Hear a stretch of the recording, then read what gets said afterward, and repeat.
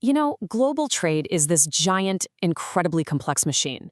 We all see the big, obvious parts, right? The massive container ships, those sprawling ports, but we almost never think about the tiny, invisible gears that are actually keeping the whole thing moving. And right now, one of those absolutely essential gears has just completely shattered. So let's take a closer look at what that really means. Okay, get this. Right now, commercial traffic through the Strait of Hormuz, which is one of the most critical naval choke points on the entire planet, it has collapsed by over 95%. What was a bustling highway of global commerce, we're talking over 100 vessels a day, has just fallen silent. And the reason for it all starts with a very direct and very public threat. That is the stark warning issued by Iran's senior leadership. It's a threat that sent shockwaves through the entire shipping industry and just effectively shut the strait down. But what's so fascinating here, what's so different, is that the shutdown isn't happening because of a traditional military blockade. No, it's happening for a much more fundamental and, well, invisible reason. So, what's really going on here? If ships are willing to face down pirates and monster storms, why not this? Well, the answer lies in an invisible financial system that has propped up global trade for centuries.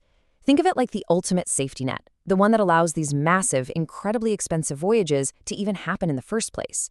And right now, that safety net has just been yanked away. To really understand how we got here, we actually need to travel back in time. See, this story isn't just about modern geopolitics. It's about a concept that was born from centuries of balancing profit and peril out on the high seas. We have to go back to the very origins of what we now call maritime insurance. For as long as people have sailed the oceans, they've faced this essential problem.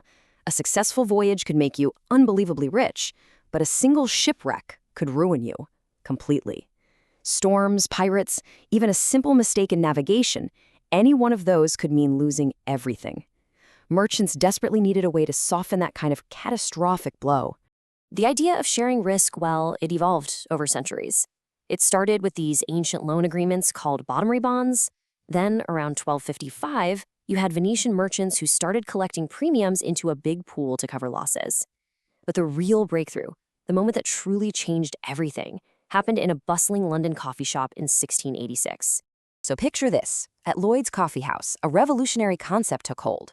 A merchant would pass around a slip of paper detailing their ship, their cargo, their voyage, and then wealthy individuals would literally sign their name underneath, pledging to cover a small fraction of the risk in exchange for a fee, a premium.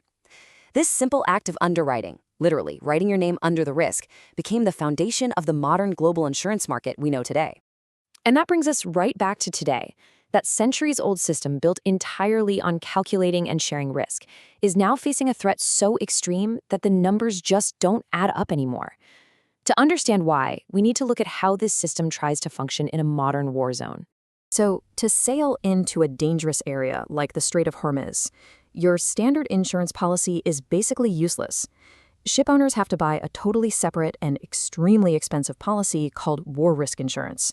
It's designed specifically to cover all the crazy perils of operating in a place that's been designated a conflict zone. Now, at the same time, contracts in global trade all have this sort of escape hatch. It's called force majeure. Honestly, the best way to think of it is as the emergency brake for all of commerce. It's a clause that says if some unforeseeable, uncontrollable event happens, like a war suddenly breaking out, everybody can be freed from their obligations without penalty. And right now, companies are slamming on that brake. And this, right here, brings us to the fundamental impasse. The insurers in London are saying, hey, look, the war risk policies are still available. You can buy them. But the ship owners are firing back. It doesn't matter. The physical risk to our crews, to our ships, it's simply too great. We will not sail. The system has reached a breaking point where a financial product exists, but the reality on the ground is just too dangerous to even use it.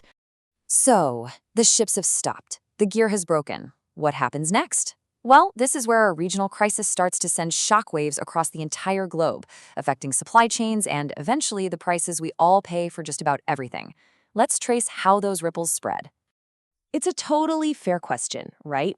Why should a conflict in the Persian Gulf affect the price of gas in your car or food in your local store? Well, the answer comes down to the sheer, mind-boggling importance of this one narrow strip of water. The scale here is just staggering. The Strait of Hormuz is the choke point for roughly 20% of the entire global oil supply. A fifth of the world's energy flows through this one passage. So when it closes, the effect is immediate and it is far-reaching. So here's how that chain reaction unfolds. First, the strait is blockaded.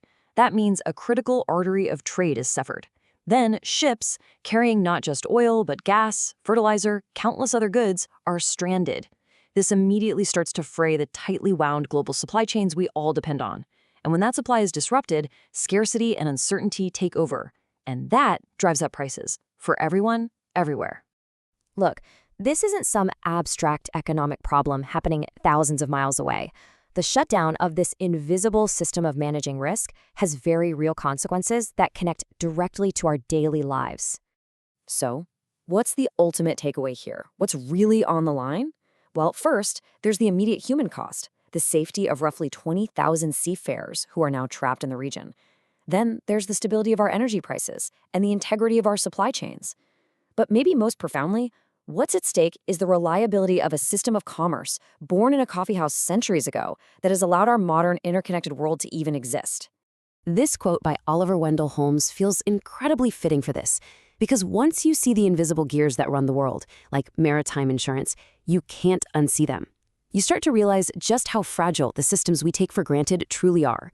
So the question now isn't just how we put this one system back together, but what have we learned about all the other hidden risks in our deeply interconnected world?